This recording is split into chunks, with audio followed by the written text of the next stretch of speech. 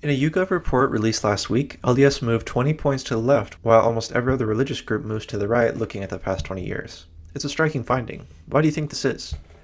Besides resistance to Trump, in my blog post this week, I theorized that moving left is also related to secularization happening among self-identified Latter-day Saints.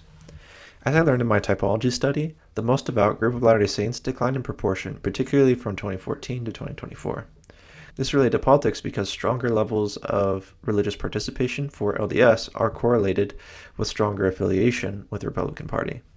This doesn't mean that Democrats can't be in the highest levels of religious participation for LDS. It just means looking in the aggregate, more Republicans are found there. To help illustrate my theory about secularization and LDS Republican Party affiliation, look at this chart. When I plot the two together over time, they seem very correlated and connected, both declining in tandem. Another nuance to this is when I plot the religious participation clusters by party affiliation over time, the least practicing group stays stable, but the higher practicing groups drift a bit from the Republican Party. So let's sum it up. First, LDS moved 20 points to the left while everyone else moves right. This isn't a realignment per se, since LDS are still the second most Republican religious group in America, but the movement is still interesting and significant.